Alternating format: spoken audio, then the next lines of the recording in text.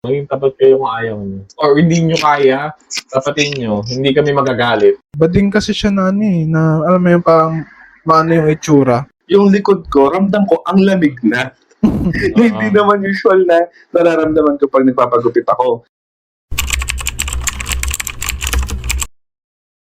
Magandang gabi mga tito at titang ina ng mundo. Nandito na naman po kami. My name is Tom. Tito Tom. Tito Rob. Again, this is your Tito Ras. Since magpapasko na uli, tsaka bagong taon, pag-usapan natin yung mga barbero. Anong tunog? Okay, since ang mga certain bandang girls is nagpapariban. Oo, riban. Okay, pag Pakulay December yung buhok. tayo nagpapagupit. Pag December lang. Parang bilis naman natin magpagupit. Ang hirap sa lalaki, no? Na parang tayo, naghahanap tayo ng barbero natin. Gusto natin yung doon na lang tayo. Kasi parang ako, experience ko, ako bilang nagpapahaba ng buhok. Na-try ko rin naman yung mga ahit-ahit, ganyan, mga fade-fade. Pero sobrang mitikuloso ko kasi sa ganyan. Kasi ako, aminado naman ako, malipis yung strands ng buhok ko. Mahirap siyang tansyahin pagdating doon sa mga ahit-ahit. Kasi pag sobrang napudpod, para ka ng kalbo. So parang ako naman... Panot ka na kasi. Oo. ang dilemma ko kasi dyan, ano yung barbero na magigets yung gusto mong gupit? Ang dami kasi ngayon na parang oo lang ng oo. Pero pagkatapos mo, mukha kang So ito episode na ito yung mga bad experiences natin sa mga barbero or salon. Oo. Oo. Ikaw, anong gusto experience? Kung good or bad. Oo. Pero- Kasi may mga good naman akong na-experience na marunong Siyempre magupit. doon tayo sa bad experiences, bibihira lang naman siguro yun. Oo. So, bad experience ko kasi sa ganyan, madalas, hindi talaga nila alam. Ang ayaw na ayaw ko pala sa mga ganyang barbero, nakakapunyeka. Umpisa pa lang, pupunta ka, magko-consult ka. Kasi nga minsan hindi mo rin naman alam yung gusto mong gupit para sa iyo eh. Parang gusto mo mag-try ng iba, parang sasabihin mo sa kanya, sige kuya, ikaw na yung bahala. Pero meron ka ring reference. Kumbaga may picture ka na, gets ko naman na hindi magagaya yung mukha ng pinakikita mo. Pero yung buhok, yung inspiration man lang doon. Teka, magkano ba yung ano mong yan? Gupit mo tiga 40 ba yan? Paano Hindi. nag-expect ka masyado sa 40 pesos? Hindi na. Grabe. Bata pa ako nung last akong ginupitan ng mga ganun, yung sa mga barbero talaga. Pero ngayon, pupunta ka na dun sa mga nauuso na mga shop talaga na medyo mataas-taas na, mga 200 plus na yung bayad. May papakita ka, ito po yung gusto ko. Minsan nga ang tanong ko pa dun, ito yung gusto ko, babagay po ba sa akin? Oo. Or sa type ng buhok na meron ako? Di ba bilang barbero, responsibilidad mo na diretsuhin yung customer mo, in a nice way na, sir, hindi po kasi babagay sa ganito nyo yan, hindi pasok sa facial features nyo, or yung strand po ng buhok nyo, hindi babagay dito sa gupit na to. Di ba? Dapat ganon ang mga barbero or yung mga nasa salon. Kasi yun yung trabaho nyo eh. Kayo yung mas nakakaalam. Kayo yung mas mag-a-advise dun sa customer nyo na i-go ba natin yan? Or ito po, hindi man bumagay yan, may ire-recommend ako. Or kung hindi mo talaga kaya, ino mo. Sabihin mo talaga na, sir, hindi ko po kaya, wala po sa expertise ko to. I would recommend na mag-try po kayo ng iba na barbero or salon, barbershop. Try nyo po. Kasi experience ko dyan, lagi nila sagot, subukan natin, sir, Tapos puta, habang ginugupitan ako, nipis ng buhok mo, sir. Ina mo. Yung parang doon pa lang, alam mo na yung kakakapasan, wag na, ipipikit ka na lang. Na-experience ko yan, ayaw ko na lang i-call out kasi maganda naman yung mga gupit nila doon. Sobrang ganda. Ang ganda ng reviews. Siguro hindi lang talaga para sa akin yung ganong mga kailangan. May mga fade, mga ng dikat na yan, mga burst fade na kung ano. Experience ko doon, hindi na ako natawa sa gupit. Mas nauna pa akong mabingi. Parang nakakatulog na ako. Hindi ko alam kung ano pang inaahit nila sa ulo ko. Gusto yata lumabas na yung laman ko bago matapos. Puta 2 oras yata. Tapos pagkatapos wala. Parang sabi niya, yan, sir. Okay na po. Okay na. Okay ka na. kasi ako hindi. Diba, sa akin lang, para maging maayos, maging tapat kayo kung ayaw niyo. Or hindi niyo kaya, tapatin niyo. Hindi kami magagalit. Para mas magpapasalamat pa kami na thank you kuya. Or thank you ate. Or kung ano man. At least sinabi mong hindi mo kaya. Kayo, may mga experiences ba kayong ganyan? Meron ako na-experience na tinry ko lang. Nagustuhan ko naman yung gupit. So, ang intro kasi is susukat-sukatin niya yung ulo mo. Yung parang gaganon na. Kailangan mo talaga professional na, no? Tapos yun, Kaya Roblox. sinusuwat-suwat pa ng mga, Backsend ka pa. ay, ganito kasi yung shape na ulo mo, sir, ganito yung bagay. So, try natin yung ganito lang, ganito lang. So, okay naman yung nalabasan, pero hindi yung tipong napawaw ka talaga. Pero yun, good experience yun. Pero doon tayo sa bad. So, ito na. Medyo sikat din siya na, na gupitan. Ewan ko, may mga pedicure ba? Ewan ko. Basta sikat na salon din siya. Okay. First time ko ulit magpagupit kasi ang ako lumipat sila eh. So, okay nung first time ko magpagupit ulit. Ay, hindi. Ano ba? Sa Miki say yes. Oh. Basta yun, malapit doon. Miki say yes. Nito na lang ulit ako nagpagupit kasi nga, usually na pinupuntahan ko na ngayon is yung mga sikat na barber. Usually kasi may gumugupit sa'yo na Oo. DIY. Oh. Bring back memories, bring back you. Medyo pangit talaga ng experience ko dito sa recent na yun. ano ko bakit yung experience mo sa relationship mo dati. Iba yan, pa. So, ano kasi,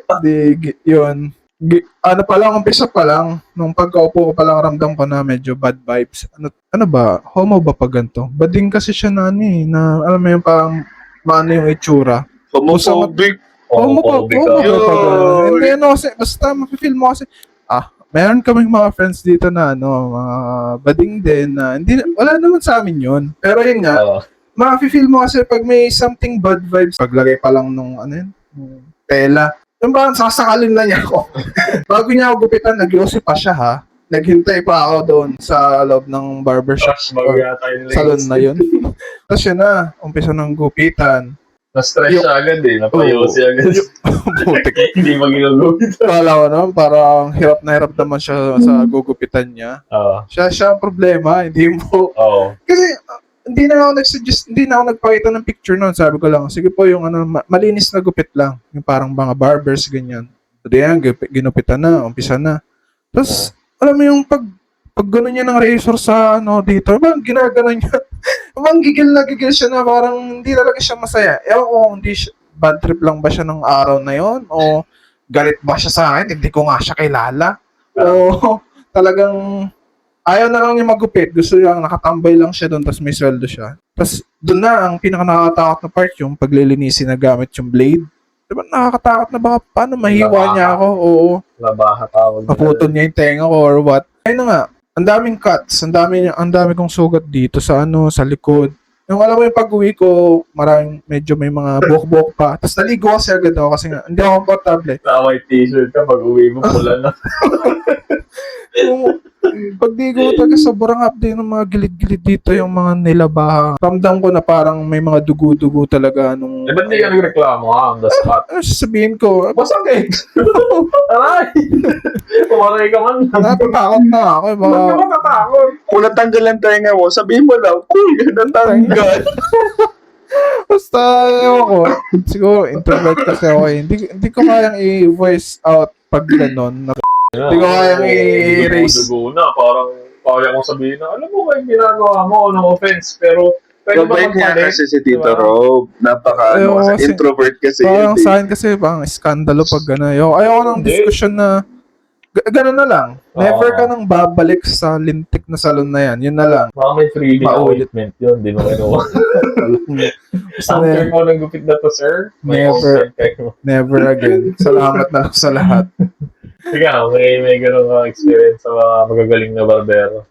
Got it, Ras. Ako? Oo. Ngayong gupit na to, parang okay naman. Hindi siya parang Mr. Popo. Gustuhan ko siya. Oo. Malinis, ganyan. Siyempre, dito na tayo. Gusto ko yung malinis lang. Kay Sir Noel. Hi, Sir Noel. Oh, shout out. Diba? Shout out, Sir Kasi Noel. nagustuhan ko talaga eh. Pero saan ba yan? I-shoutout mo naman yung shop nila. David Sanoy. Shoutout din kay Sir Brian na wala na dyan. Basta yun talaga yung nakasundo ko lang na dinediretso ka niya in a way na hindi offensive. Okay, si Brian. Nakakatuwa. Tapos doon mo marirealize na may ibang barbero na ang tagal lang maggupit kasi siya ang bilis niya. Pero same lang din ng mga gupit ng mga weng, na 2 hours. Ilang yan, pati yata yung mga kuto, ginugupitan din eh. Ginagawa ng bahay dun sa loob eh. Since nag-mention ka ng name, shoutout na rin kay Sir Brian. Kasi siya yung nagsukat-sukat ng ganyan eh. Oo. Na nag-regamit. Yung Sir Brian talaga, legit. Pero parang Sobra. David Salon talaga okay talaga. Ano nun. Saka dito, Walter Nasugbo. Doon, si Sir Noel, kung gusto siyang puntahan. Yun. Pero, syempre, yun ang good. And may bad. Okay? Hindi ko lang kung sikat na rin yung, yung salon na yun. Salon or barbershop? Paano ba may sasabing salon siya or barbershop? Salon, pag may mga manicure, pedicure, kulay ng hair. Okay. Barbershop, mga lalaki lang usually beard shit. Pero ngayon, may mga barbershop na yung nag-facial, may masahe, gano'n. Pero Okay. yun, manicure siguro, pedicure. Pero Tapos basta, pa. lalaki yung naggupit sa akin. Kaya, Okay. so, hindi kasi nagpapagupit din naman sa babae. Kasi parang hindi ako satisfied pag babae naggugupit. So, Paano mo nalaman na lalaki nagupit sa'yo? Nilapat niya yung itlog niya sa'yo. Uso yun eh. Nakagalan yung kamay. hindi, minsan nakasampay dito sa kulungan. Gabi ha? Sawa? Yun. Baka nilabas niya yung titi-titi niya.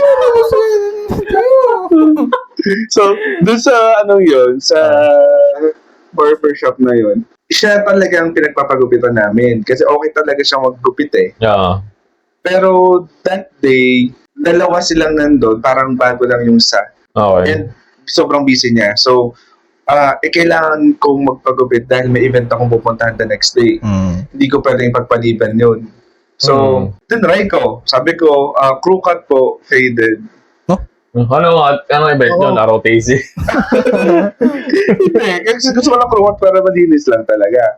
Pero yun, binigyan ko pa ng pinakita ko pa yung picture kung paano yung gupit, the usual model na pinapakita ko sa mga salon or even barbershop. So, ramdam ko na sa likod, parang ang taas. Parang ang taas na niyayad-yad niya. Kesa ba ako? Kasi tas pag edi, yung unahan naman, medyo okay. Pero yung likod ko, ramdam ko, ang lamig na. Hindi naman usual na nararamdaman ko pag nagpapagupit ako. Ang kasi, hindi kasi maganda yung likod ng ulo ko eh. That's why yung ibang barbershop or salon, like dito ka sa David Salon, talagang yung mga talaga doon, marurunong. We care about your hair. Oo, parang ganon. Dito nga, since parang bago yata yun, grabe, ang taas niya. Nandito talaga yung andito yung gupit ko na nung naramdaman ko to, alam mo parang na? Baka pineapple cut na. Parang, sabi ko parang, yung ayanot yung ganito. iba na yung pakiramdam niya. Ramdam ko na yung yung kapama na yung guhit sa, may labi na yung ulo. Una yun, may bilbil na ako sa likod. Yun. Pangalawa, ang niya, parang makinis na siya. Ano ba yung kaya ko? Ikukat eh. Banal ito. Hindi gano'n ng crew cut na. Ang request mo kasi crew cut, tas burst. Pre, may mga marurunong. Kagaya nito, crew cut rin naman to. Diba? Talagang sa likod Yung mo. typical na crew Oo, hanggang dito talaga. LeBron James mo na. Hindi yun. Bro. Dito. Yung talaga, yung body LeBron experience ko James. talaga, hanggang dito na. Malapit na yata sa puyo ko. Talaga nung yun, nagupitan ako. Siguro 1 to 2 weeks ako nakasombrero pag lumalabas. Yun yan. Naalala ko yun yung sabi, ano ba yan? Init-init na sombrero ka. Diba? Nahihiya ako pala sa Nahihiya ako. Hanggang talagang pinatubo ko yung likod ko para at least hindi siya masamang tingnan na. Ano masabi mo ang gupit? Crew cut. Sabi ko, crew cut. Di ba naman sinabing gusto mo makapagpasaya ng maraming tao? Gusto ko pa yung masaya sila pag nakita So, nila. nagpakalbo na lang pala ako kung ganun ang gagawin sa akin. Lagi Pero naman nata sa'yo kalbo eh. hindi. Bakit? May mga iba rin na kagaya nga namuntik na maputulan. Kuya, natanggal. Oo. Okay, ay hindi. Yung mga sugat-sugat na dito na pag mga ganun kasi mga may bad experience ko, mga apaw kayo kagaya na dito, Rob, huwag nyo nang balikan. Wag na. Hindi na talaga. Pag may bad Saka experience na kayo. During... Or huwag kayong uulit na dun sa yan. Kung sa tingin nyo naman, okay naman yung barbershop or yung salon kasi may mga good experiences naman kayo dun, then go. Pero huwag na lang uulit dun sa artist or sa mismong Criminal. Si Edward Scissorhands sa ata nagupit sa akin. Parang sa akin much better nga kasi na hindi sa nag-i-scandalo ka kapag nag-voice out ka. Way mo rin yun para rin sa improvement ng mismong tao. Kasi pag sinabi mo na sir, medyo masakit yung ginagawa mo, baka mabigat yung kamay niya, or yun nga, di natin alam, makabago, or baka ninenervyos. Kasi may times na pwede mo siyang kausapin na baka ninenervyos ka, relax ka lang, or gusto mo ba mag-switch na lang tayo ng hindi naman sa nirereklamo kita, baka mas, kasi yung image ng buong shop yung magre-reflect dun eh. Diba, hindi man siya, pero yun nga, may times nga, pag may bad experience sa isang tao, hindi ka lang, tulad mo, hindi ka na babalik dun. Malay mo, may iba pang magagaling dun. Eh kung na-call out mo siya during that time na, kuya, medyo masasaktan ako sa gupit mo. Tama na. Sabi Paano? Titigil lang yung Oo, parang, or, ano ang mangyayari doon? For example, sabihin natin ni Rick. recommend ka sa iba, or ikaw mag-request mo, pwede po ba mag-request na lang ng ibang magugupit or magtutuloy? Siya lang ang tao doon. Yun lang. Hindi. Ako kung gano'n, na gitna pa lang, parang, hindi na lang ako magbayad, tapos lipat ako sa iba. Okay lang naman eh. May sombrero ka naman, labas ka. Baka si self lang yan. Hindi. Totoo. Doon ako natuto kasi nga, may times, dumating din naman ako sa punto na hindi rin ako umiimik pag gano'n. Pero nung na-realize kong wala namang mali doon, isipin mo, bayad mo. Tsaka buhok mo yan eh. Kasi, babasahin mo nga rin sa sitwasyon. Kung kaya naman, ako kasi ngayong at this stage of life, tito na, duwag pa. Hindi naman ako yung parang tipo na ako na lang gawin yung ganun, ma-abuse ka or masamantala or ano man nangyayari. Siyempre, tinatry ko rin basahin yung sitwasyon eh. Kung siya lang magugupit, ayoko rin naman umalis ng shop doon na puta, yanot yung kalahati ng buhok ko, tapos yung kalahati, hindi. Kesa yanot yung balat na ulo mo. Hindi. Parang, siguro ganito na lang. Binibigyan ko rin siya ng chance during the process. Chance na magilitan pa yung leg mo. Tinatry ko yung process yung nangyayari. At the same time, binibigyan ko na siya ng chance na i-redeem yung self niya na baka na nagkamali lang siya dito sa side na to. Yun nga, baka sa leeg talaga yung target mo. Nakaharang lang yung ulo mo. Pero, hindi na, wala eh. Ganun na lang, hinayaan ko na lang. Hindi nga, dahil bad experience siya, hindi na lang uulit. No, wag uulit. Oo, tsaka maging tapat na lang kayo. Ang simple lang, kung hindi nyo kaya yung gupit, huwag kayong umuo. Endorse nyo sa ibang barbero. Or kung may kasamahan kayo, pre, kaya mo ba to? Kasi si sir gusto yung ganito eh. Kumbaga wala namang problema eh. Aminin nyo sa sarili nyo kapag may hindi papasok sa expertise nyo. Napasayin nyo pa yung customer. Paglabas, uulit at uulit pa sa inyo. Ngayon, yung time na meron kayo, aralin nyo rin yung mga ganong areas na hindi pa kayo magaling. O soon, ma-handle nyo na yung ganon. Happy customer. Happy hair. Hindi yung... Happy barber, happy customer. Happy birthday. Oo. Hindi yung... dalawang oras, wang, wang, wang. 2 hours kang winning. Inang yan. Pagtapos, wala. Anong kakwenta-kwenta. Parang normal na gupit lang sa yung mga tigka-40. So yun, maayos kayo. Yun lang naman mapapayo namin. Episode lang na kwentong barbero. Literal. Pero totoo mga nangyari yun. Hindi yung kwentong barbero. Totoong experiences. Maging matalino, mapagmatsyag, at Matanglawi. matang ina. Ayun. See you sa next episode namin. Please like, Follow, share, and subscribe. and subscribe. Mga tito at titang ina. Bye-bye. Bye.